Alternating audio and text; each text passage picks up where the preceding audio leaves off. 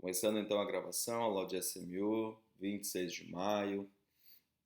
Bom dia, pessoas. Eu só vou deixar, como eu sempre faço, eu vou ficar com a minha tela do gravador na frente por causa da apresentação, só para eu ver que se está tudo ok.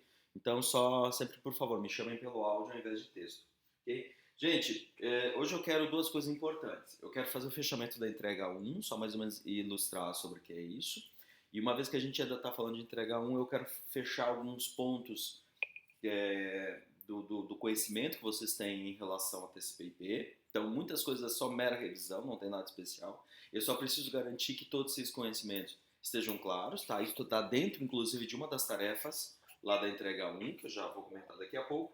E eu quero pensar algumas coisas para o futuro, porque algumas delas vão ser importantes para o nosso projeto, beleza? Então, antes de mais nada, falar da entrega 1. O Oswaldo tá com o áudio ligado aí. Oi? O Oswaldo tá com o áudio ligado, dando ruído aí. Tá. Só. Até não tem problema, Oswaldo. Só cuida com a microfonia, reverberação, alguma coisa assim, tá?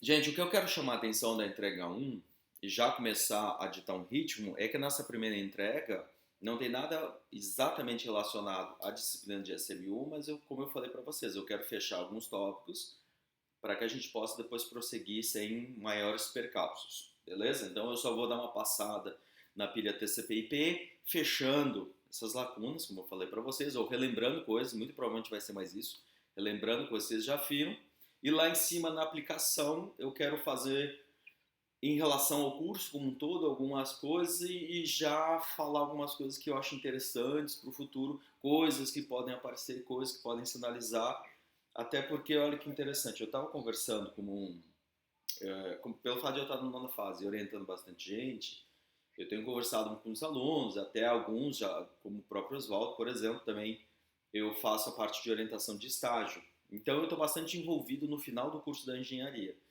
E o que eu mais tenho percebido, e claro, vocês perceberam antes da gente, né, é que o mercado de trabalho daqui da Grande Florianópolis e o que temos na região é muito comum a gente pensar o mercado como desenvolvimento e normalmente esse desenvolvimento está mais ligado a esse mundo web, tá? E, gente, não é um demérito do curso abordar ou não abordar o curso. Eu só quero deixar claro que uma vez que está acontecendo isso, por que não pegar essas disciplinas e tentar fazer uma ponte, aproximar um pouco esses dois universos? Por causa disso, que é o que eu vou falar daqui a pouco, é que eu vou pegar um problema que eu poderia resolver com quaisquer outras ferramentas, implementações, padrões e protocolos, eu vou me aproximar de web já para tentar fazer essa aproximação entre o que a gente aprende em sala de aula e o que provavelmente vocês vão encontrar lá fora, beleza? Então esse é um dos motivos. Claro que a gente vai ver mais complexidade em relação a isso, tá? No momento que a gente vem para a web, a gente vai ver que se abre um novo universo, que é justamente isso, tá? Então a minha cola, eu acho que deixa claro o que vai acontecer. Muitas coisas. Então, eu estava falando com o Guilherme aqui, e aí eu sempre vou lembrar, não, mas eu tenho que falar disso, tenho que falar disso, tenho que falar disso, porque as opções são muitas, beleza? De qualquer forma, pessoas, aqui no caso da entrega 1, é mais ou menos nesse sentido. Hoje, quais são as coisas que eu estava esperando de vocês? E, claro, quem fizer uma entrega posterior não será prejudicado, embora vá ter um acúmulo de tarefas. Aqui na entrega 1, eu queria que mais ou menos vocês conhecessem como primeira tarefa.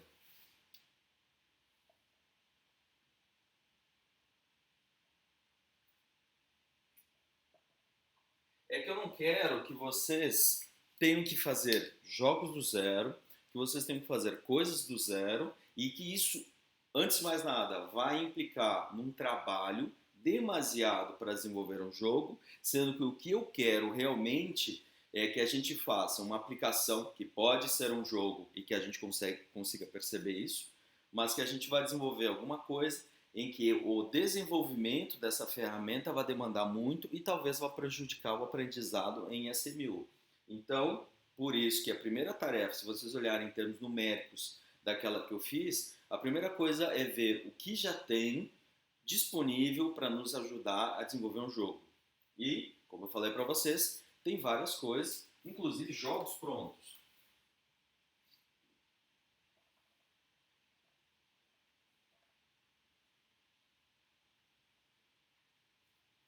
Tanto é que a outra tarefa é justamente isso, que vocês possam ou desenvolver para quem quiser.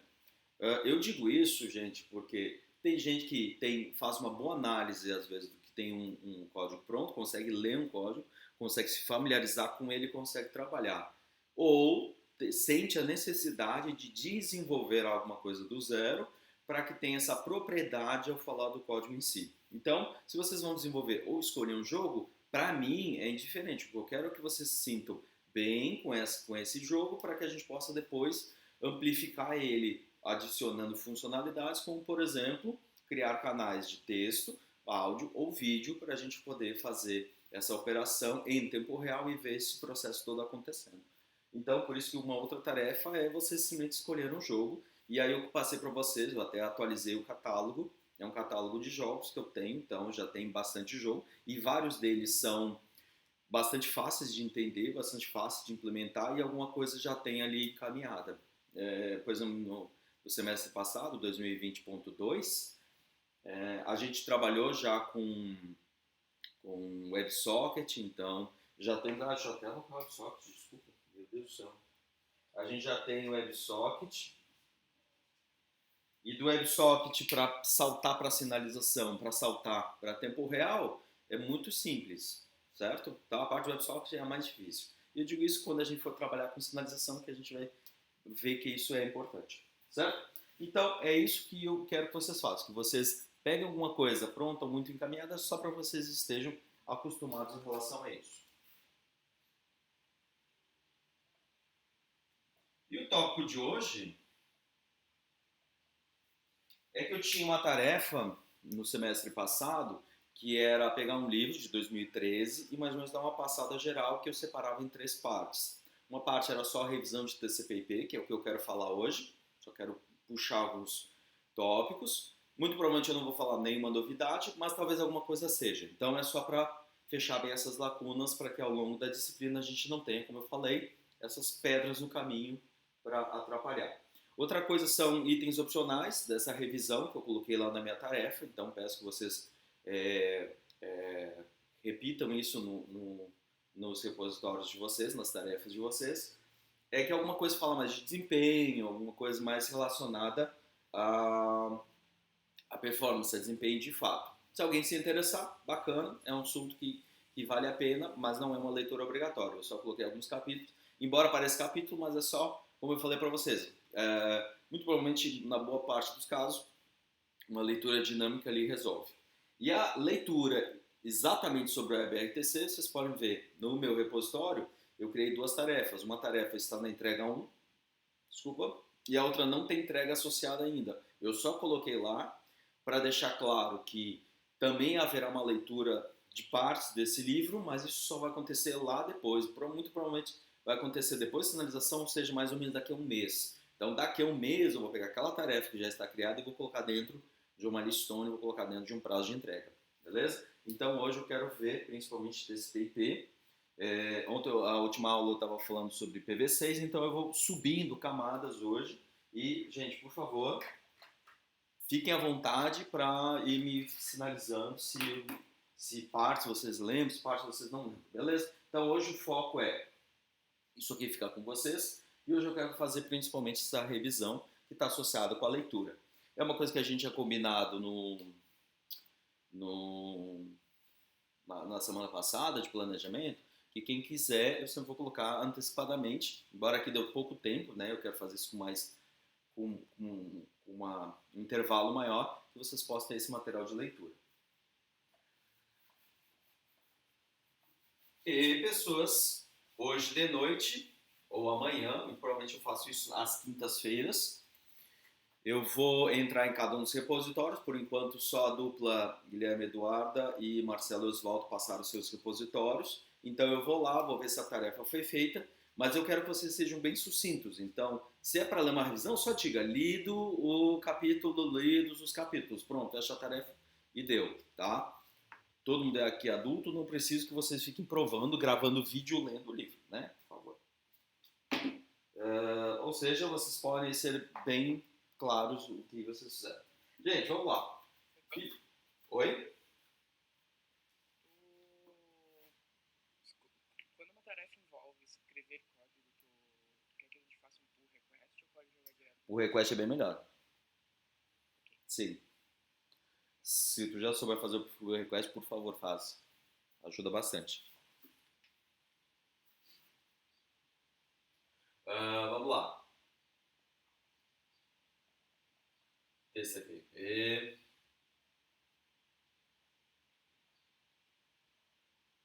Quatro.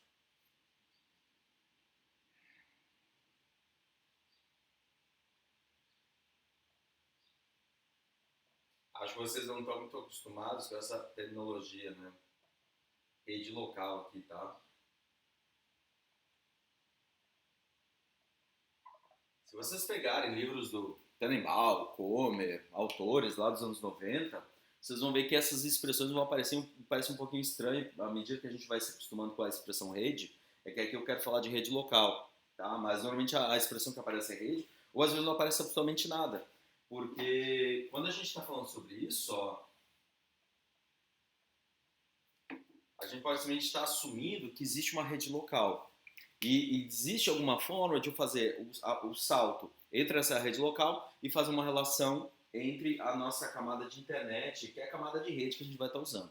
Muito provavelmente vocês devem estar acostumados com a terminologia do Kurosu, onde nós temos as 5 camadas, aqui nós temos física enlace e por aí vai. Mas eu quero chamar atenção nesse cenário aqui, tá? Eu não quero me preocupar tanto com o que está acontecendo embaixo, embora, claro, eu vou estar falando de família 3D 802, mas quando a gente fala de pilha TCP/IP, a gente está falando só das 3 camadas superiores. Então eu tenho que assumir que embaixo tem alguma forma de transporte, de entrega, de computação, de processamento das mensagens para entregar no final, mas no fundo o que eu quero, a primeira camada que é comum a todos, é a camada de internet, que é a camada onde ela vai fazer endereçamento.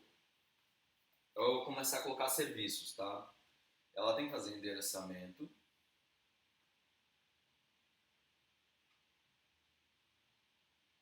E roteamento. É isso que ela tem que fazer. Tá? E no caso de roteamento,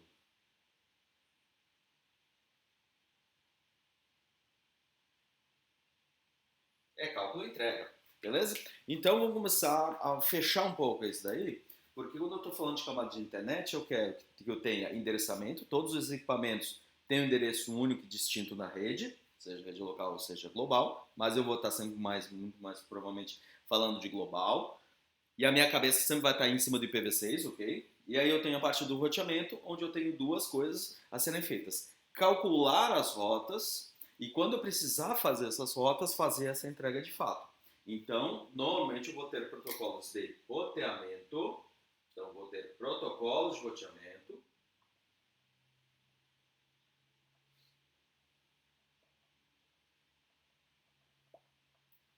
E protocolos roteados.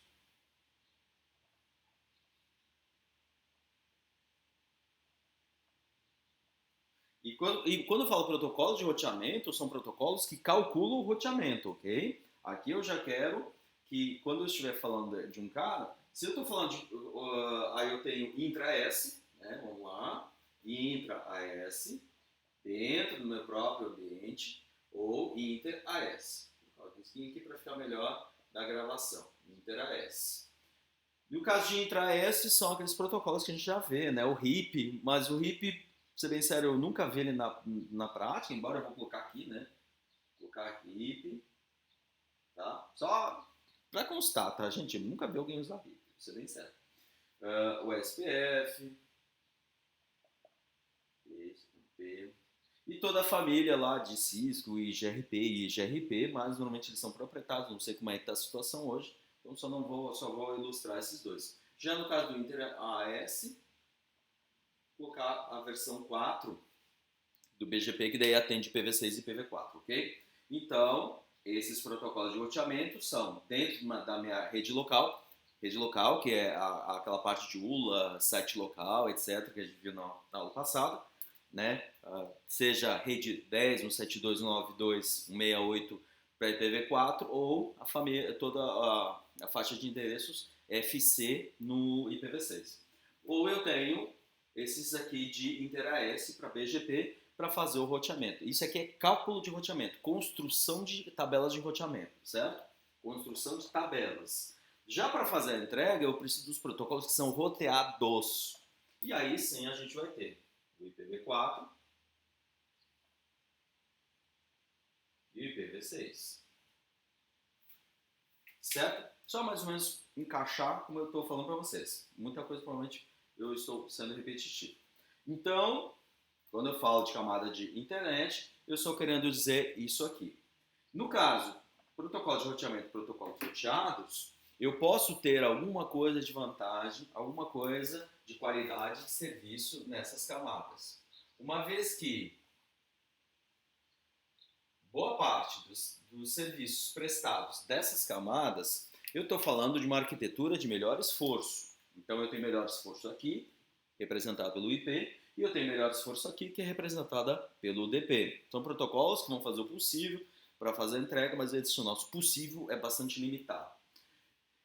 Então, quando eu estou falando de dois aspectos que envolvem a rede, principalmente qualidade de serviço e segurança, não é algo natural dos protocolos, certo?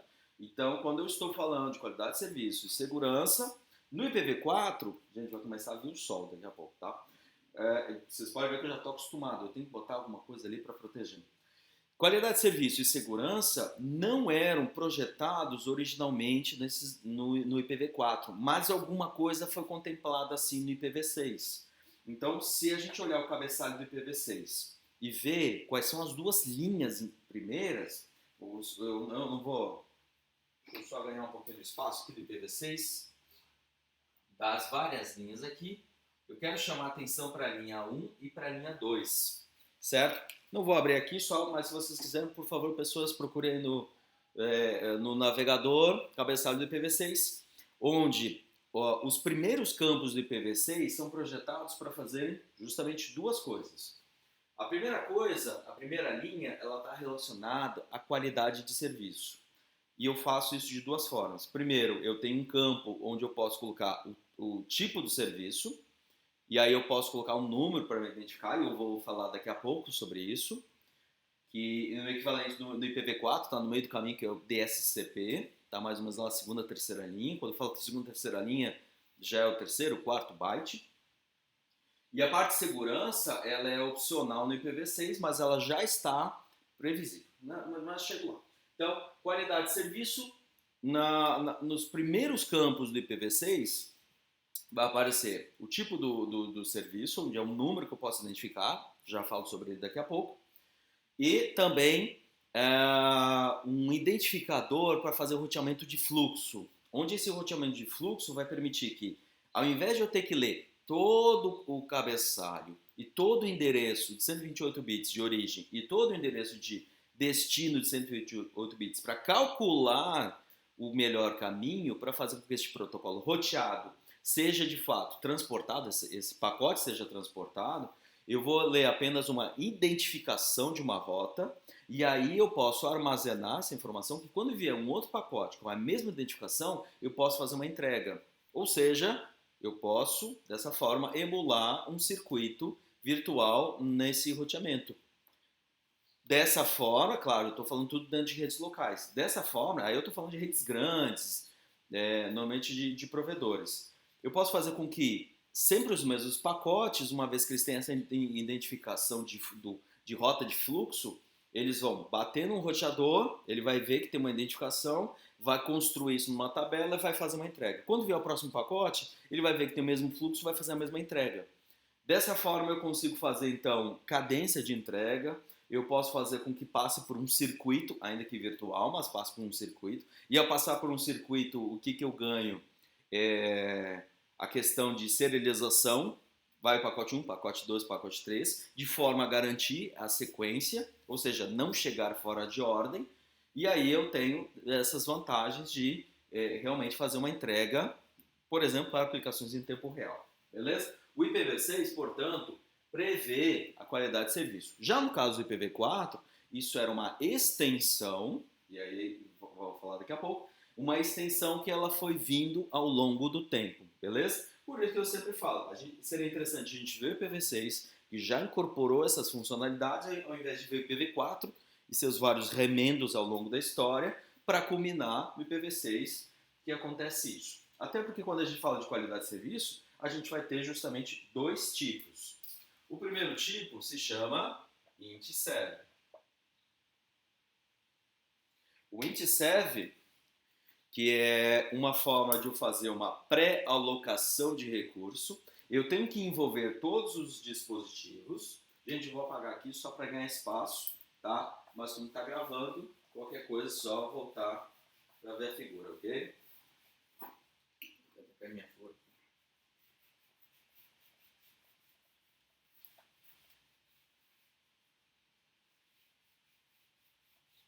Vou usar aquela mesma figura que eu acho que eu usei outro dia. Eu tenho uma malha semi-fechada aqui. Eu quero o ponto A, ir ao ponto B. Então, se eu estou falando de INT-Serve, eu tenho que fazer uma pré-alocação de recursos, lembrando muito a ideia de circuitos, e eu preciso alocar esse recurso. Então, partindo do ponto A para o ponto B, eu tenho que fechar exatamente este circuito aqui para poder fazer a entrega de fato. E todos os equipamentos, isso é uma coisa delicada ao falar de INT-Serve, todos os equipamentos têm que confirmar essa garantia, essa pré-alocação de recursos, para se estabelecer um circuito virtual, entre aspas, tá? Porque circuito virtual é uma terminologia que acontece normalmente lá na camada 2, 2,5, como por exemplo MPLS. E aí estabelecer um circuito virtual para que eu tenha, de fato, uma entrega por um circuito fechado. Todos os roteadores têm que concordar com isso, o que faz com que o INT-Serve seja pouco utilizado por causa disso. É mais complexa a sua implementação. Diferente do diff-serve.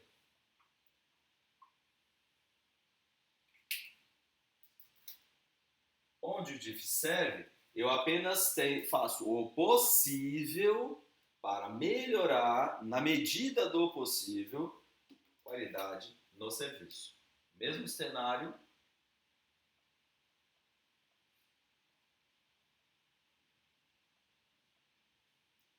O que eu quero chamar a atenção é que no caso do diff-serve, os equipamentos têm que participar do processo. Aqui no caso do diff-serve é um pouquinho diferente. O A, o B. Vamos colocar a mesma figurinha aqui, ó. Eu entrego 1, entrego 2, entrego 3. Entrego 1, entrego 2, entrego 3. 1, 2 e 3.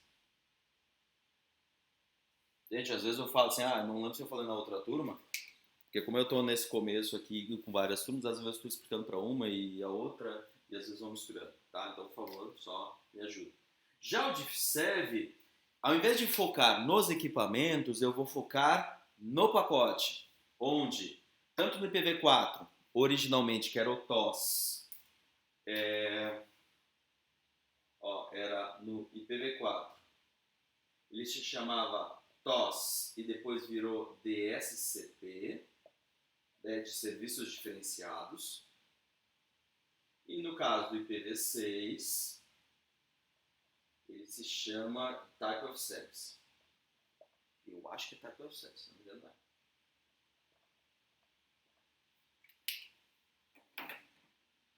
Deixa eu só olhar, gente. Só para garantir.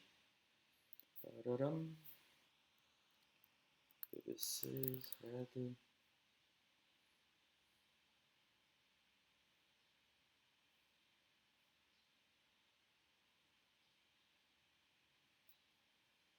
Tá, a Traffic Class. Traffic Class. Traffic Class.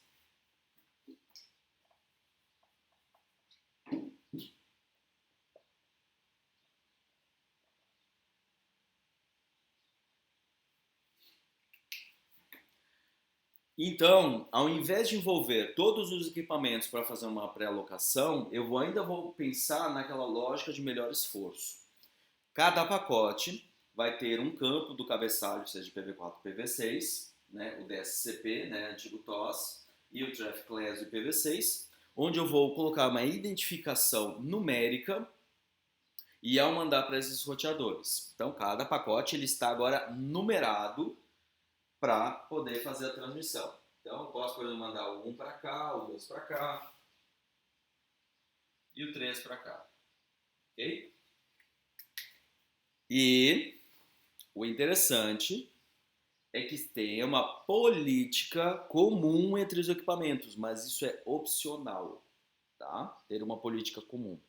E também é opcional ter uma política de qualidade de serviço. Aqui, quando eu estou falando de política, aí eu já quero dizer, eu quero estabelecer filas com prioridade, priorização. Tá? Essas filas podem ou não ter uma certa taxa de transmissão, uma vazão associada. E aí eu tenho que ter também alguma coisa associada a perdas e descartes. Eu vou colocar descarte para deixar mais evidente que é uma ação deliberada do equipamento de descartar o pacote. Claro que seria interessante que todos os equipamentos aqui envolvidos tivessem uma política comum. HTTP, aplicações da porta 80 e 443, eu vou colocar 10% do enlace associado a isso, onde eu vou colocar a prioridade máxima, né, sempre antes na fila, e se eu extravasar, ele pode consumir as outras filas. Já uma aplicação como, por exemplo, a SMTP, que é a entrega de e-mail, POP e MAP, né, e-mail associado, eu vou colocar 10% da banda, 10% da vazão, não da banda, desculpa, e se estourar esse limite, eu não vou extravasar para as outras filas, eu vou descartar, e ponto final. E aí tem toda essa questão. Então, no momento que eu associo e crio filas, eu estou dizendo que algumas mensagens vão ser priorizadas, vão ser atendidas antes pelos equipamentos, pelo processamento, e vai ter essa vantagem.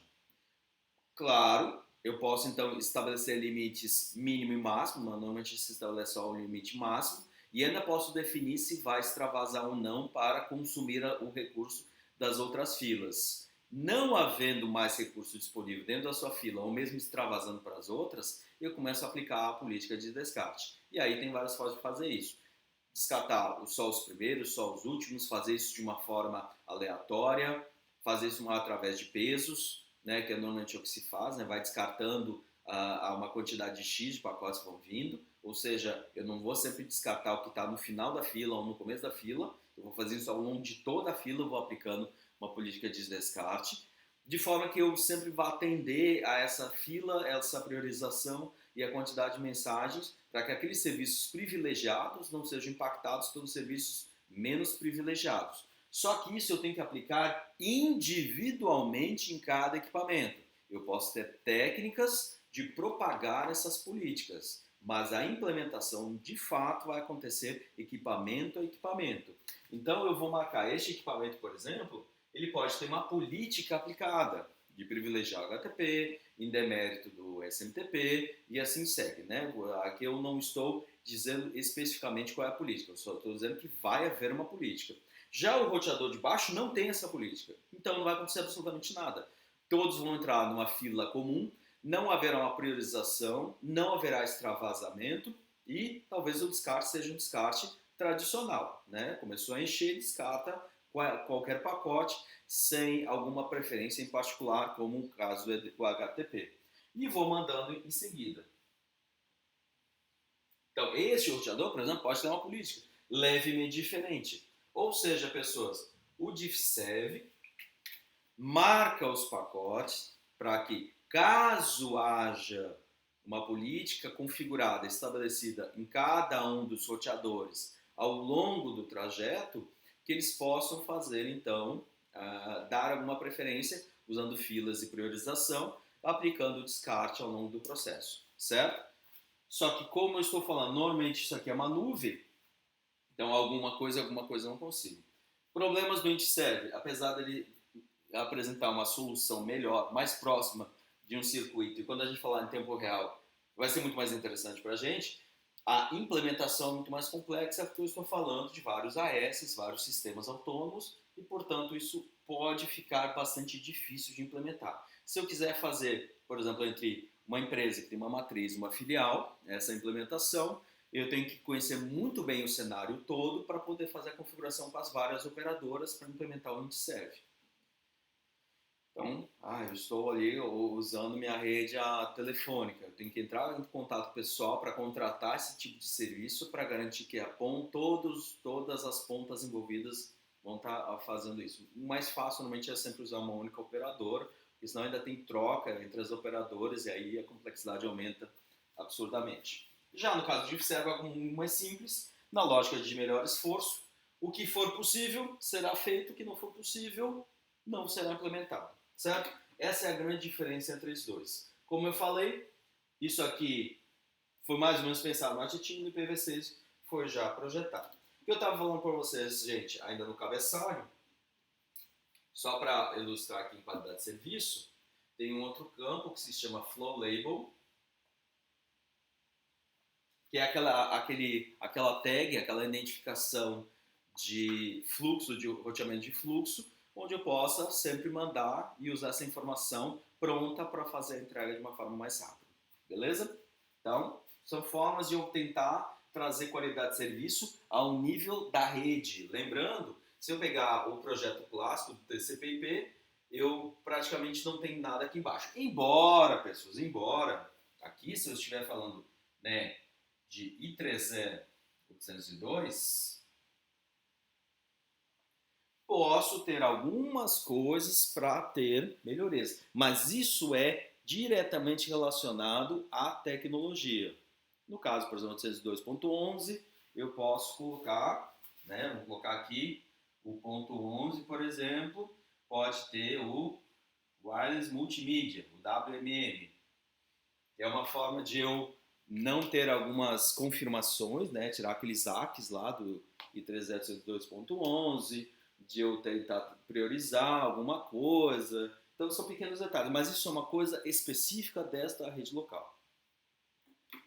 Tá? Então, no caso desses 2.3, né, que não é exatamente o Ethernet 2, né, o Ethernet 2 é um pouquinho diferente, e o Ethernet 2 eu também consigo fazer a priorização, mas aí eu tenho que associar o ponto 3, né, eu vou colocar aqui o Ethernet, onde eu posso usar a lógica de VLAN. Então isso aqui é VLAN pessoas 802, meu Deus do céu, o que vem? É o AD, foi misturando, era para ser o 1Q, e eu acho que juntou, eu não lembro, não é mais o 1Q, tá? Mas só para vocês terem uma ideia, o 1Q, o ponto 1Q, que era para VLANs, e eu acho que em termos oficiais ele foi incorporado ao AD, não lembro agora de cabeça, tá? Mas nos documentos oficiais. E na VLAN, onde eu separo a VLAN em duas partes. Onde a VLAN tem o VID, né, que é o identificador da VLAN que tem 12 bits. Nossa, isso vai ficar tudo fora depois com a luz. E eu também tenho a priorização, que tem mais 3 bits. Então, quem estiver, no caso de Ethernet, utilizando o 802.1Q, no caso de VLAN, eu posso ter ali meus... É porque tem mais um bitzinho aqui, tá? Reservado, daí fecha os 16 bits. Eu agrego ao cabeçalho Ethernet 2 bytes, desses 2 bytes, 12 bits são para identificar a VLAN e eu tenho 3 bits para criar 8 filas de prioridade, tá? Que é o 2 na 3 aqui. E aí sim eu posso aplicar nos equipamentos dentro da minha rede local, principalmente switches no caso, né, que são os computadores de nível 2 aqui na rede, e, portanto, fazer isso. Mas isso não está diretamente integrado aqui de camada 2 com camada 3. Tá? Então isso aqui é só um pequeno detalhe para ilustrar aqui. Quando eu estou falando de qualidade de serviço, numa rede de melhor esforço TCP/IP, eu faço um pouco aqui, eu faço um pouco aqui. Posso tentar, eu como administrador, fazer a conexão, mas não tem como eu saltar dessa prioridade a pôr, né, de uma forma natural, coisa nativa, prevista no protocolo. Eu não saio daqui e venho para cá. Né? Se eu quiser marcar, então, um pacote que eu tenha privilégios aqui, eu tenho que marcar nesse campo do cabeçalho. Se eu quiser ter uma vantagem na camada de rede, eu tenho que fazer aqui. Então eu tenho que fazer nos dois. Até posso facilitar, mas eles não são diretamente integrados, ok? Então, qualidade de serviço é uma coisa que eu vou agregando. A luz ali, mais ou menos. Ficou ruim, mas não ficou tão ruim. Tá? Já a parte de segurança, aí sim, eu também tenho que agregar coisas que no IPv4 são extensões, principalmente autenticação de cabeçalho e o ESP, que é para fazer a criptografia do corpo do payload do IP. Então, eu posso fazer, então, criptografar o payload e fazer autenticação de cabeçalho, ou seja, um hash que vai me garantir, né, um CRC que vai me garantir que ele não foi modificado. Olha que interessante, no caso do IP, eu não consigo proteger o próprio IP, né, o próprio protocolo. Então, eu posso, no máximo, garantir que ele não foi modificado ao longo do processo, do percurso, né, para não ter algum problema de ataque por modificação de origem, mas eu consigo criptografar o payload, né, no caso TCP, o DP em diante, né, os próximos cabeçalhos, para fazer o transporte. Já isso é algo nativo do IPv6, onde o IPv6 ele é mínimo, apesar de ele ser grande por causa dos endereços, mas ele usa a menor quantidade possível de cabeçalhos. Eu posso dizer que o próximo cabeçalho não é TCP ou UDP, o próximo cabeçalho é mais IP, mais IP e mais IP. Então eu posso expandir, ele é expansível, ok? O IPv6. E aí eu posso expandir o cabeçalho colocando mais informações como autenticação de cabeçalho e criptografia de payload. Tá? Isso no IPv6, volto a dizer, isso já está embutido, embora não esteja sempre em cada pacote, porque não tem necessidade. Certo? Então, IPv6 é de cabeçalho expansivo. Gente, isso que eu estou falando, ainda estou falando de camada de internet, principalmente de duas coisas que vão ser muito, muito importantes, mas elas não são naturais, não são nativas, embora com só alguns pequenos detalhes. Beleza? Vou apagar para a gente continuar avançando para os próximas camadas. Deixa eu só cuidar o horário, porque meu medo é de eu começar a falar e me perder na hora. A gente talvez vá mexer com alguma coisa, tá, gente? Mas como eu falei para vocês, pelo fato de a gente estar trabalhando numa rede em que não vai ter nada de qualidade de serviço, alguma coisa a gente consegue implementar, alguma coisa não. Beleza? Já a camada de transporte, né, em termos de serviço, o que eu quero antes de mais nada... Oi, pode falar. Tu falou que o IPv6 permite serviço de autenticação, né? Autenticação de cabeçalho, o H, sim. Tá, mas por que seria interessante implementar esse serviço de autenticação no IPv6? Tá, vamos falar aqui, Acho que beleza. os protocolos das camadas anteriores fazem isso, não fazem muito bem? Oi, repete, por favor. Porque, tipo assim, o protocolo do HTTP serve para isso também, não serve? Serve. O H e o ESP, eles são incorporados no IPsec, tá? O que eu quero é quando eu quero estabelecer túneis seguros para rodar o ambiente todo protegido. O HTTPS permite isso, só que daí isso implica que, ao fazer isso somente lá em cima da camada de aplicação, eu não consigo proteger o que tem embaixo. Vamos pegar um caso específico. Eu estou fazendo uma navegação e eu quero ou usar um túnel seguro ou não usar um túnel seguro. Se eu fizer isso na camada de rede, eu protejo todas as camadas superiores. Se eu fizer somente na camada de aplicação, eu protejo apenas a aplicação.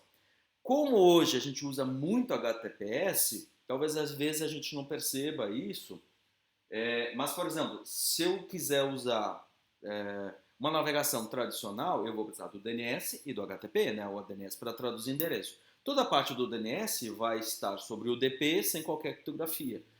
No caso, alguém poderia interceptar, ver alguma informação, tentar fazer alguma coisa relacionada a ataque do homem do meio, né? Tentar forjar um endereço. Então, eu consulto um servidor DNS, mas na verdade essa consulta ela vai sofrer um ataque, ela vai ser modificada e eu recebo o IP de um atacante, né?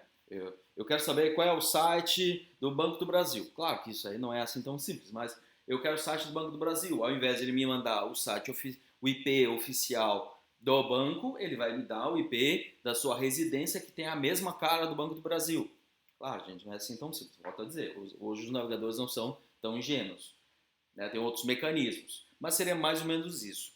No caso, se eu estiver trabalhando com IPsec, criando um túnel seguro, eu garanto que de um certo ponto até um outro ponto da rede, eu tenho garantia de que nada vai ser identificado ali dentro da rede. Por exemplo, quando eu estou falando principalmente de Wi-Fi e redes públicas, eu caio aqui num Wi-Fi de shopping center, onde eu tenho uma imensa preocupação que alguém possa pegar algum dos serviços onde está sendo interceptado. Até falando sobre o caso de camada de rede, vamos pegar um outro item aqui.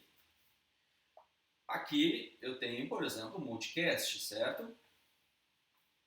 Né? Camadas de enlace, ali eu vou ter um multicast. O multicast é essencial para o IPv6.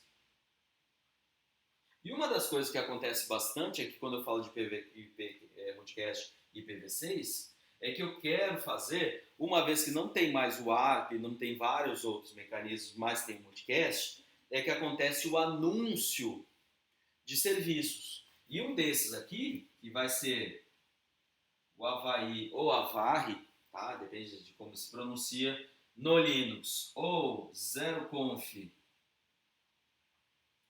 no família Microsoft, ou Bonjour para a Apple, eu estou falando de multicast DNS. Dentro da minha rede local, eu posso fazer o anúncio de serviços dentro dela. Anunciar impressora, anunciar dispositivos, próprios access point. Então, quem vai trabalhar dentro de uma rede local, na hora que eu ativo um equipamento, ele já começa a fazer um anúncio. A ideia é facilitar bastante a autoconfiguração dos equipamentos. Então, coisas simples, tá? Mas que a gente, pelo fato de a gente usar muito pouco DNS na prática, a gente acaba não percebendo. Quem mexe mais com família Apple, isso é mais antigo e mais natural. Só para ilustrar um exemplo. Eu tenho um computador da Apple, eu tenho uma impressora homologada pela Apple.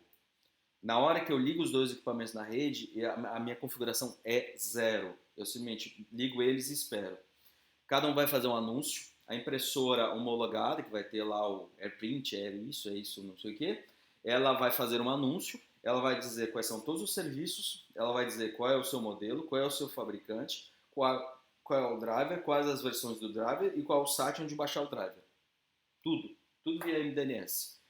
O equipamento, o computador, por sua vez, vai pegar essas informações, vai lá no site, vai baixar o driver, vai instalar, vai autoconfigurar, configuração zero.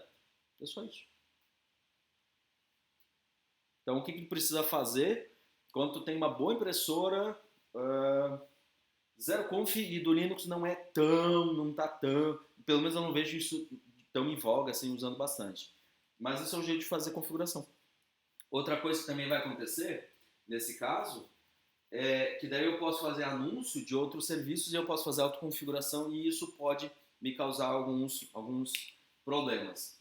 Na forma que eu uso o túnel seguro, eu já crio lá um canal para que eu não possa, pelo menos, eu possa mitigar, reduzir um pouco esse problema, uma vez que a minha rede ela vai ficar trafegando para outro lugar, ok? Beleza? Beleza, entendi.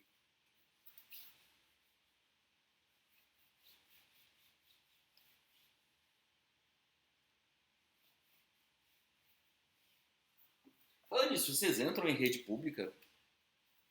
Rede de shopping, essas coisas? Nunca na minha vida. Tá? É que eu sou meio neurótico, gente, então eu nunca entro. Então eu realmente não sei, tô perguntando de curioso. Mas eu não faço, tá? No máximo Wi-Fi de barzinho. É. É mais porque a gente brincava, uma época quando eu dava mais aula prática, assim, no pessoal do técnico, eu ensinava a colocar o mesmo Mac, o mesmo CID, tudo igual, e a pessoa cai, que é uma beleza, gente. É tão fácil, é tão bonitinho. Ah, não façam isso, tá, gente? A gente só fazia ambiente controlado, claro, a gente não fazia de má fé, a gente fazia só para a gente entender como é fácil. Lembrando, gente, o ingresso e o egresso de rede local no mundo I3E, talvez tenha algum mecanismo de autenticação com o próprio Wi-Fi, mas uma vez dentro da rede, todos os equipamentos confiam entre si. Ponto, acabou. Assunto encerrado. Voltando, gente, camada de transporte, então tem vários serviços. Um dos serviços que eu preciso essencialmente é a multiplexação de portas, né? Então eu preciso identificar qual é a porta de origem e porta de destino. Praticamente qualquer um desses vai oferecer. UDP, TCP, tarará, tarará. Outra coisa que eu preciso é integridade dos dados. Integridade dos dados. Que é basicamente o que o DP faz. Ele só faz essas duas coisas, não faz mais nada. Que se chama Null Protocol, que não faz nada. Então ele só me garante duas coisas. Identificar a porta de origem e destino, que todos têm que fazer, né? Senão eu não sei para que aplicação eu vou entregar. Então, multiplexação de porta. E a parte de integridade dos dados. Se a informação chegou íntegra ou não. Eu só quero saber, sim ou não. Se não chegou, descarta. Então eu não quero saber de mais nada. Já outro extremo, eu vou ter o TCP. Aí eu vou ter garantia de entrega. E a garantia de entrega vai ser com o handshake, né? Three-way, handshake, né? Só handshake. Eu vou ter aqui controle de fluxo. Não vou entrar nos detalhes agora, né, gente? Você já deve ter visto isso aqui algumas vezes, já deve ter calculado. Controle de congestionamento.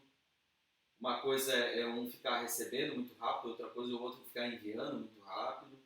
Controle de congestionamento, eu tenho flags, eu tenho não sei o que, eu tenho estabelecimento de conexão, né? Conexão é uma coisa importante que a gente vai ver lá, se vai ter ou não vai ter conexão, né? Uma vez garantia de entrega, que eu quero ter aqui conexão, mais um monte de coisa. Mas eu tenho alguém no meio do caminho também, então isso aqui para vocês provavelmente está claro, isso aqui provavelmente está claro, mas eu também quero chamar a atenção agora pessoas que tem alguém no meio do caminho, que não é necessariamente um intruso, tá? O SCTP é um protocolo muito legal que a gente não vê.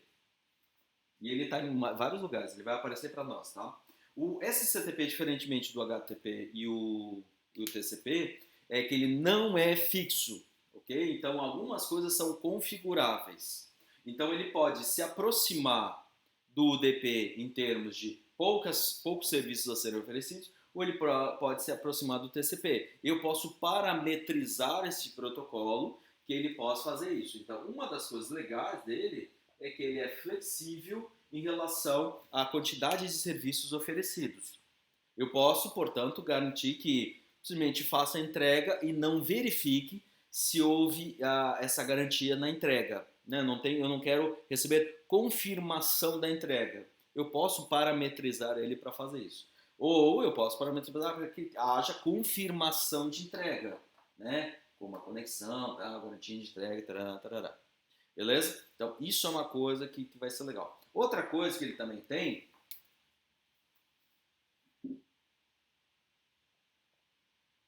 é multi-homing e multi-way. Acho que não é multi-way. Eu vou colocar multi-way. Depois eu vejo. Eu posso usar vários caminhos para fazer a entrega. Olha que coisa mais bonitinha.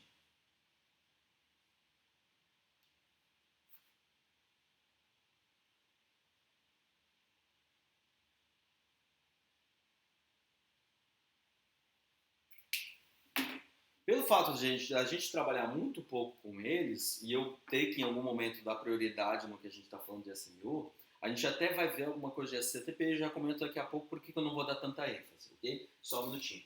Mas se eu quiser que o ponto A vá para o ponto B e eu quero mandar uma mensagem 1, olha só que interessante, eu posso mandar essa mesma mensagem usando SCTP por dois caminhos, que é a ideia de multi-way. Eu posso mandar por dois caminhos o mesmo pacote, ou, melhor falando, que eu estou falando de camada de transporte, o mesmo segmento, para que ele tenha caminhos diferentes. Vou colocar um linha aqui só para identificar melhor. Um linha.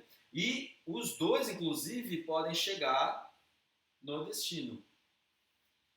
E o B, uma vez que ele vai ver que tem o mesmo número de transmissão, mesmo identificador numérico, ele pode pegar apenas um deles, que é o mais conveniente, né, que chega primeiro, e descartar os outros. Então eu posso mandar várias vezes a mesma informação, o mesmo segmento por pacotes diferentes, ou seja, a mesma informação na camada de transporte, usando IPs diferentes, por caminhos diferentes, e que ele vai chegar. E aí o B pode então receber todos e descartar as cópias. E outra coisa que ele vai fazer é a ideia de então multicaminhos, né, multi-B, porque é multicaminhos. E outra coisa que ele pode fazer é a ideia de multi-hole.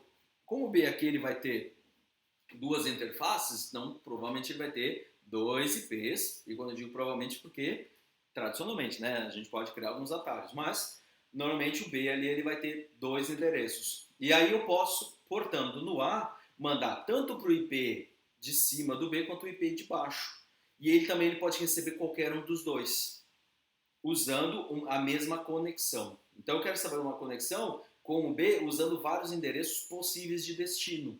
Ou seja, pessoas, quando a gente está falando de melhor esforço, o SCTP, na medida que eu posso mandar cópias por vários caminhos possíveis, e aí o melhor esforço do IP que se vire, por cima, por baixo, esquerda, direita, e vai passando. Então podem chegar várias vezes a mesma informação, o mesmo segmento, e ele descartar as cópias e ficar com pelo menos uma, né, confirmando ou não. E eu posso fazer com que eu tenha vários endereços IPv4 e IPv6, posso inclusive combinar, de destino onde qualquer um deles é aceito. De forma que eu posso mandar para qualquer lugar e o que chegar vai ser possível. Então o SCTP ele se mostra muito mais interessante quando a gente está falando de um cenário onde a gente quer que a informação chegue. Então eu posso mandar mais vezes a informação. E olha só que interessante, gente. A gente vai ver várias vezes que eu mandar a informação duplicada e 2, 3, 4 cópias quando eu quero que a informação chegue. E do jeito que chegar, eu quero que ela seja processada depois. Então eu quero adicionar. Claro que isso vai aumentar a taxa de transmissão, mas como eu tinha falado com vocês lá já na semana passada, aqui a gente está trabalhando muito com sobre-recurso.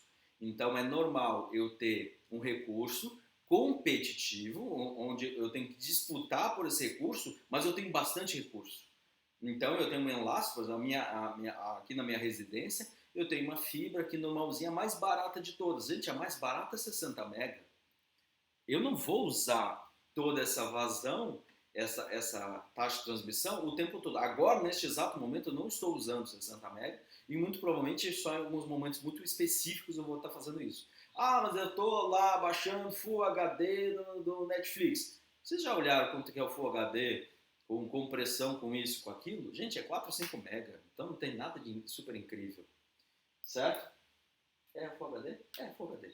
E se for 4K? Nossa, 4K, 15 mega.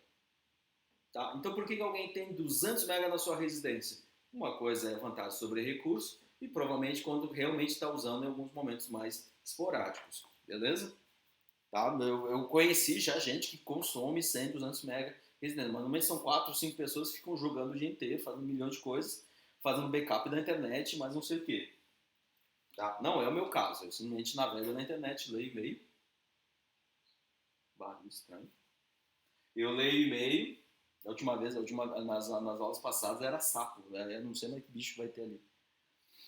Beleza, pessoas? Então esse CTP ele vai aparecer no meio do caminho como novidade, mas só para ficar claro, às vezes eu vou falar sobre isso ao longo da disciplina, então quando ele aparecer eu quero, mas só para deixar claro, ele existe e eu vou precisar dessa informação, ok?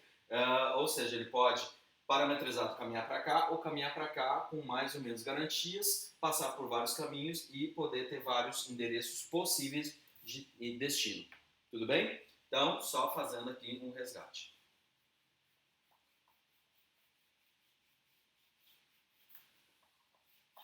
E agora, pessoas chegando aqui na camada de aplicação. Nossa, agora a coisa complica tudo.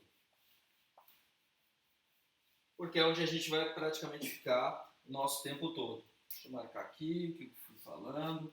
Deixa eu ver que horas são, para eu não ficar falando demais. esse é um assunto que eu vou ficar falando muito, tá? E aí, pessoas, aqui agora, já vou falar de web, mas principalmente eu quero falar do HTTP, e aí tem alguma coisa a ver com o que vocês estão vendo lá na revisão, porque tem algumas pequenas diferenças, tá? Eu estou falando da versão 1.1, da versão 2, né? Acho que só está como 2. E aqui eu quero falar do 3, vai ficar aqui em interrogação que eu quero falar daqui a pouco. A versão 1.1 ela tinha algumas vantagens e desvantagens. Então, uma vantagem em relação ao 1.0 é que eu podia baixar qualquer arquivo a partir de um determinado ponto, ou seja, eu não estou mais pensando em arquivos, mas em dados. Né? Eu quero a informação desse ponto até este ponto. Isso é uma coisa importante. E a outra coisa é que supostamente eu vou fazer pipeline, ou seja, eu faço várias requisições simultâneas e eu tenho várias respostas simultâneas. Na prática não é isso que acontece. Eu posso fazer várias perguntas simultâneas, mas muito provavelmente as respostas serão seriais. Portanto, eu posso requisitar 10 recursos HTML, 10 recursos de web em geral, mas o servidor vai responder um a um na sequência. Ou seja, eu tenho algumas vantagens, mas eu tenho algumas desvantagens. Isso foi praticamente resolvido no HTTP 2, onde eu vou estabelecer uma única conexão, aí eu quero chamar a atenção algumas coisas legais dele, onde a partir de uma única conexão, TCP, por isso que vou botar o 3 ali, eu estabeleço uma única conexão TCP, e aí dentro dela eu vou ter o que são os streams. Os streams são totalmente independentes, porque eles correm nos dois sentidos. Por isso que eu preciso estabelecer uma única conexão TCP desses streams, onde eu posso agora sim fazer de uma forma concorrente e simultânea, vamos sempre evitar essa palavra, tá? Mas entre aspas, simultânea, onde eu posso fazer várias requisições e para cada requisição ter a sua resposta, vamos chamar de imediata, né? Mas não preciso depender ou criar filas de atendimento em relação aqui. Então, na prática, se eu tiver uma página com muitos recursos, eu vou ter uma diferença significativa. Eu tenho um site que eu gosto bastante, a Akamai, ela tem uma demonstração justamente disso. Às vezes a gente não percebe porque hoje a gente tem já internet mais rápida, isso talvez seja menos sensível, mas ela tem uma demonstração, se você programar Akamai, demo, HTTP2, vocês vão perceber como é que funciona o carregamento usando HTTP1 e HTTP2. Deixa eu até ver se eu acho aqui rapidinho para mandar para vocês aqui no chat. Pera aí, gente. Vamos lá. HTTP2. Demo. Pararam. Acho que é esse aqui. Ok. Esse mesmo. Vou colocar aqui no chat geral. Meu Deus, gente, que barulho é esse? Vou colocar ali no chat de aulas, ok? Vamos lá, pera aí, vai lá, computador. Ai, que medo que eu vou começar a perder pacote aqui. Vamos ver se eu não perdo muito pacote nessa gravação. Tem uma apresentação onde tem vários pequenos arquivos, então cada pixel dessa figura é um arquivo à parte, né, um PNGzinho. Então, se eu tentar fazer um pipeline usando HT.1, então provavelmente eu vou requisitar 6 por padrão, lá requisitar 6. Vai receber o primeiro, depois o segundo, o terceiro, quarto, quinto, sexto. Quando ele terminar o sexto, ele vai pedir o próximo lote, do sétimo até o 12º. Já no caso do 2, ele pode pedir todos juntos e para cada uma das requisições ele vai receber, o servidor pode atender prontamente ao invés de ficar esperando. Isso o que acontece é que não só no TCP, quanto, deixa aqui, ó, pessoas têm um lembrete aqui, já vou falar sobre ele, o lembrete, a ideia é pedir uma máquina virtual para a gente. Então eu posso acelerar isso. E no caso do 3, gente, olha que bonitinho, ele vai usar o DP. Estamos voltando para o DP. Que é o Quick, tá, alguma coisa tem estudo, alguma coisa já está mais formalizada, mas no caso do 3 é que eu já não vou mais usar TCP. Então, qualquer requisição, eu vou mandar o DP e todas as garantias necessárias de entrega que o TCP dá, porém, ele vai tem que fazer two-way, handshake, tem que fazer não sei o que, tem que fazer não sei o que, tem que fazer não sei o que, né? Bota tudo para aplicação e resolve, ao invés de fazer isso nas camadas de transporte. Porque, pessoas, eu não estou falando só de TCP, eu estou falando que hoje, ao falar de HTTP2, eu obrigatoriamente estou falando de HTTPS. É um canal seguro. E aqui também, gente, então, eu estou falando de HTTPS. Obrigatoriamente tem que ser HTTPS. Aqui no caso eu vou então estabelecer o TLS. E só para vocês terem uma ideia, lá no livro que eu coloquei de WebRTC para você dar uma olhada, naqueles capítulos ali, ele vai ilustrar melhor do que eu tentar desenhar. Mas uma vez que eu quero estabelecer uma conexão, eu tenho que fazer o three-way handshake do TCP. E depois eu tenho que fazer também Oi, Tomás, bom dia. Tá bom dia aqui pro pessoal, né?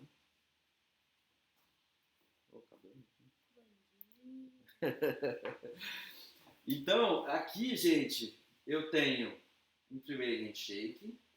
E aqui eu tenho um four-way handshake. Four-way handshake. Cuidado com o fio aí. Pode, é só cuidar do fio.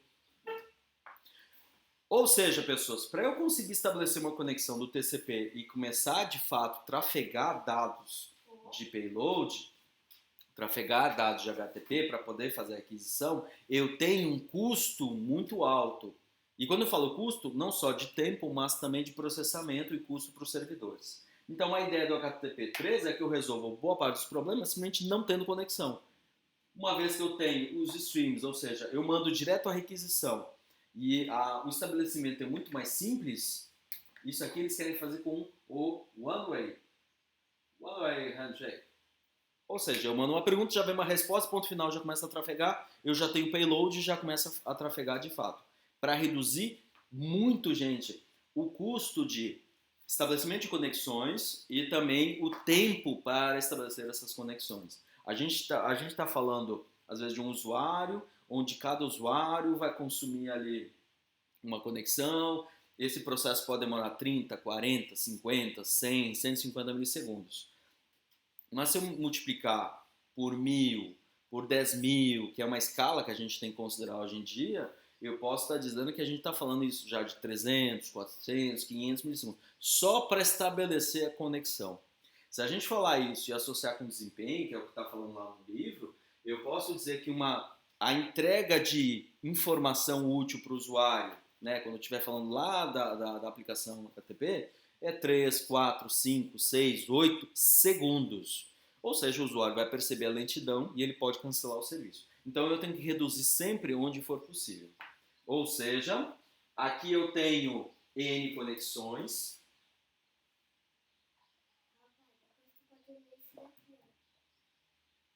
Tá. É legal? É legal. Fala da quimera. Ó, quimera. E lembra a Esfinge, né?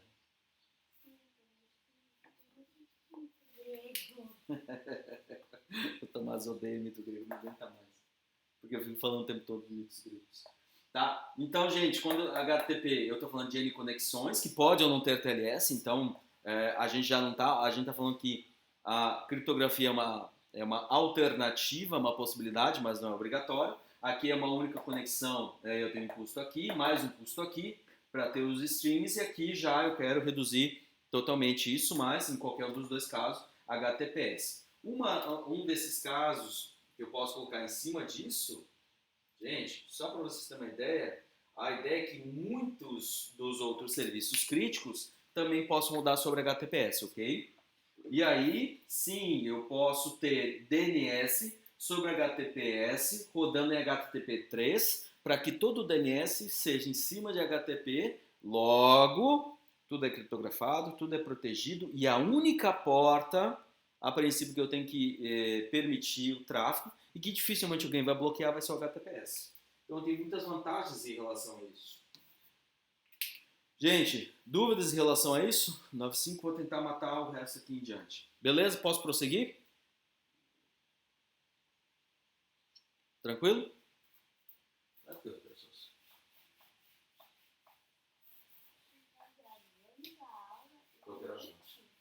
Aham, na verdade é o Discord, eu não uso o Meet. Meet é esse pessoal aí que usa essas coisas velhas aí. Não, né? A gente tá falando do futuro. Tá falando do Discord. Discord quase foi comprar com a Microsoft, vocês viram? Mas eles não se venderam e eles fizeram uma parceria com a Sony pro PlayStation. Talvez.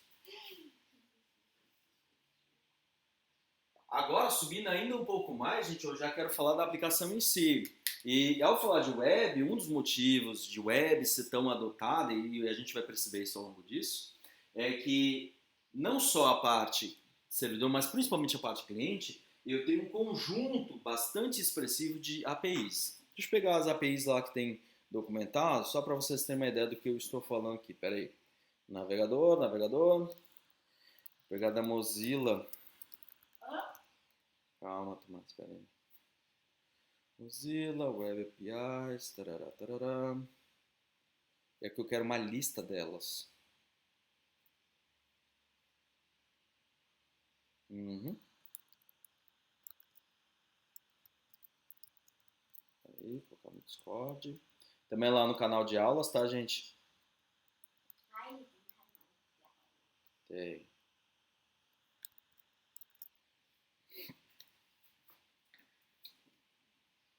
Eu não estou mais falando de páginas web, eu estou falando de aplicações web.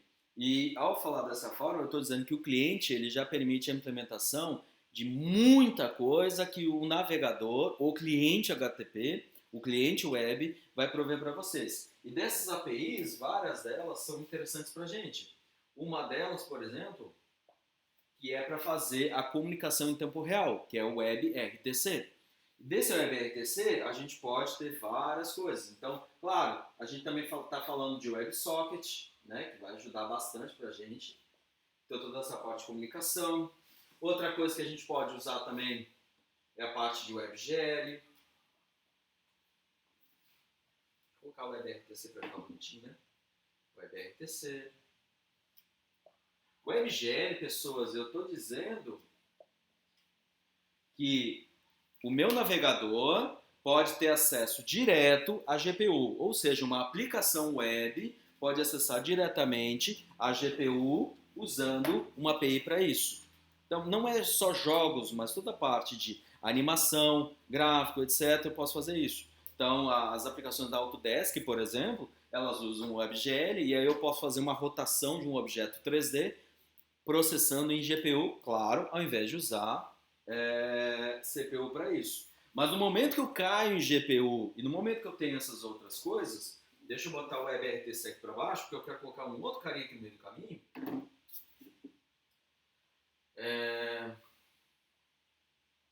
WebAssembly, WebWorker.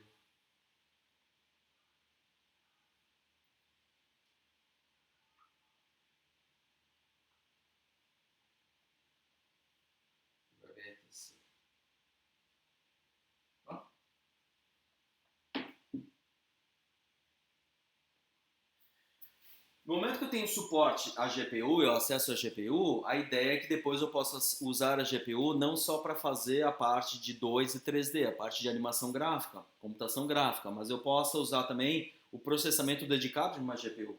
Então, outra coisa que vai ser entregue também como API é o WebAssembly, que está aparecendo agora, que estão desenvolvendo bastante, que é o poder rodar compilado dentro do navegador. Claro, usando algumas chamadas, algumas primitivas JavaScript para poder interagir com, né, todo esse universo aqui de uma aplicação web.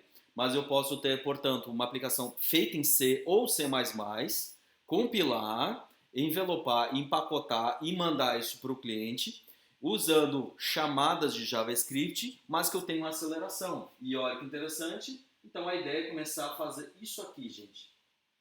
E aí começa a ter uma brincadeira que é um dos assuntos que eu estou de olho, que é Edge Computing, ou computação de borda, tá, gente? Claro que eu estou colocando o termo em inglês porque é o que vocês mais vão procurar. Normalmente a literatura em português não vai aparecer tanto, tá? Mas, só para vocês entenderem, quando a gente está falando de computação em nuvem, eu estou dizendo que todo o processamento, tudo está acontecendo dentro da nuvem.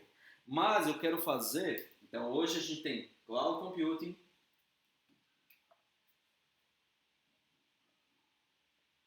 Fog Computing e Edge Computing.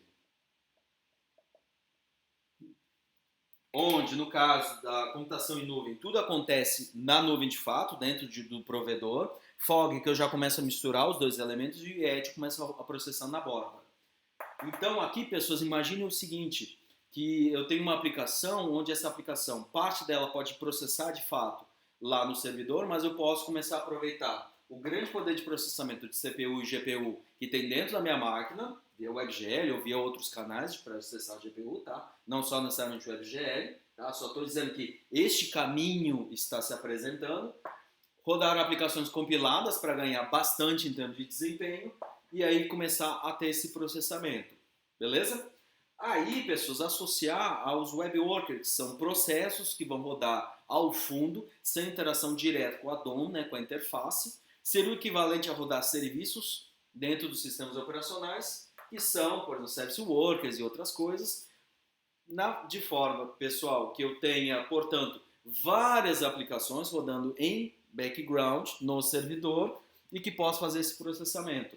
Não é só aquela coisa de antigamente, né, era com set at home, né, descobrir vida alienígena e agora rodar Bitcoin. Não é isso. Eu estou falando de aplicações web e aplicações grandes. Beleza? Então a gente já pode estar falando aqui de aprendizado de máquina, algum processamento dedicado, coisas assim. E também associado a isso, pessoas, que é o que vai se interessar, ou seja, eu estou falando que muita coisa pode ir para a web, Deep Web, ir para a web, Deep Web. Ok? E também quero chamar a atenção do WebRTC, onde eu posso, neste caso aqui do WebRTC, né, aqui também não é PWA, né? Só para concluir, né? Só estou pegando minha colinha aqui. PWA, porque daí eu posso rodar aplicações, de fato, instalar as aplicações nos sistemas, né? Windows, Linux, etc., Chrome, Android, iOS, como se fossem aplicativos de fato se eu tenho que desenvolver e compilar, etc. Mas eu posso até compilar. Já no caso do WebRTC, eu quero fazer toda a parte de comunicação em tempo real. E aí eu vou ter texto, ou binário, tá? Tanto faz, né? Com data channel. Mas em comunicação em tempo real, para quem já está acostumado com WebSocket, o WebSocket vai ser sempre nessa lógica de melhor esforço, com garantia ou não de entrega, numa lógica próxima do TCP, ou sem garantia de entrega, numa lógica próxima do DP. Mas WebSocket, está faltando B aqui. Ou, no caso, eu quero fazer uma comunicação de fato em tempo real, com data channel. No caso do jogo de vocês, por exemplo, vocês podem fazer com que as informações da mecânica do jogo, elas de fato vão sendo entregues em tempo real. E aí o que a gente definiu como tempo real são de aquele tempo curto que se dá à percepção do usuário de instantaneidade, tá? Só para definir o que a gente vai traduzir aqui. No caso do WebSocket pode haver um atraso, o atraso é possível e ele não traz impacto negativo. Aqui o atraso traz impacto negativo sim. Ok? E aí a gente pode mandar também áudio e vídeo.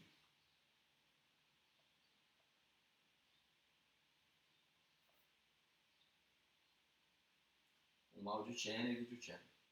Já estou usando a terminologia do próprio WebRTC, tá? Logo, podemos ser no nosso jogo, por exemplo, eu estar jogando, eu fazer um jogo tipo FPS, um jogo de corrida, qualquer jogo onde seja facilmente perceptível essa relação do tempo real. E eu posso agregar, então, conversar com a pessoa ao mesmo tempo, também ver o rosto da pessoa, que é o que a gente vai tentar fazer aqui em SMU. Vocês vão desenvolver, portanto, um jogo onde vocês vão transmitir áudio e ou vídeo, tá? Mas preferencialmente áudio, tá? Não estou preocupado com vídeo, porque vídeo significa que a gente tem que interagir com a interface, então só para quem quiser. O que eu quero mesmo aqui, importante para essa disciplina, é ter alguma coisa relacionada à comunicação direta entre as pessoas, o áudio, e também o data channel, para que a aplicação mecânica do jogo rode também sobre tempo real. E aí, pessoas, a gente começar a transmitir isso. Lógico, eu estou falando que essas comunicações aqui, isso aqui vai rodar sobre SCTP, muito provavelmente vai ser esse cenário aqui.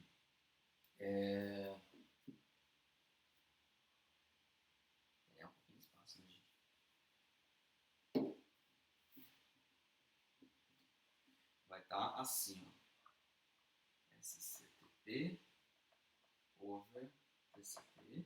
A gente vai rodar o SCTP para ter aquela ideia de flexibilidade rodando em cima de TCP ou em cima de UDP. E aqui a gente vai estar rodando UDP. Embora todos eles tenham TLS ou datagrama, né, que daí é sem a conexão ou sem DTLS. Então tudo isso aqui vai rodar num ambiente seguro, certo? Rodando áudio e vídeo, rodando sobre o DCP ou SCTP sobre o TCP ou sobre o DP, tá? Mas o SCTP é um caso delicado, porque quando a gente está falando de aplicações de borda, lá no nosso modem, roteador, etc., principalmente esses equipamentos domésticos, SOHO, eles não prevêem suporte ao SCTP. Então, usar o SCTP direto como protocolo de transporte pode ser que às vezes ele tenha perda. Então, muitas vezes o que o navegador vai fazer é tentar os caminhos alternativos, usar o SCTP, se não for possível, ele vai migrar muito provavelmente para um TCP ou DP que tem amplo suporte, amplo atendimento para os equipamentos e aí eu consigo fazer toda a operação. Mas o que a gente vai perceber é que muitas vezes ele vai tentar, no caso do WebRTC e todo esse tipo de comunicação, achar o melhor caminho para fazer a comunicação. Então a gente vai começar a fazer a sinalização, etc. Mas quando a gente chegar em mídia, a gente vai ver antes escolha de caminho, que é as aplicações de terminais estudarem o seu cenário de rede para saber quais são as possibilidades de entrega para que a gente sempre consiga fazer RTC, Real Time Communication. Ou seja, ele vai ver que tem o A vai transmitir várias possibilidades de entrega, o B vai mandar várias possibilidades de entrega, eles vão tentar casar esses padrões para que haja, de fato, um caminho possível para transmitir. Seja via TCP, UDP, TLS, ATLS, mas isso aqui é uma coisa que é negociada em termos de estabelecimento das conexões ou comunicações. Beleza, pessoas? 9h18, cheguei aqui 9h20, consegui atender tudo. Dúvidas, pessoas? Ou seja, o mundo web é uma coisa grande, gente. Volto a dizer, disso tudo aqui, ó, tem gente que se interessa nesse universo aqui, ó. Nesse universo, ou assim, né? Só essa parte de processamento, só essa parte de ver aplicações, e tem gente que gosta dessa parte aqui, essa parte de comunicação. Só estou dizendo, gente, se a gente pensar só em web, a gente consegue atender, olha, é agressivo o que eu vou dizer, mas olha, dá para atender praticamente tudo hoje em dia, o que a gente precisa. Beleza, pessoas? Dúvidas para a gravação aqui? Sim, pode falar.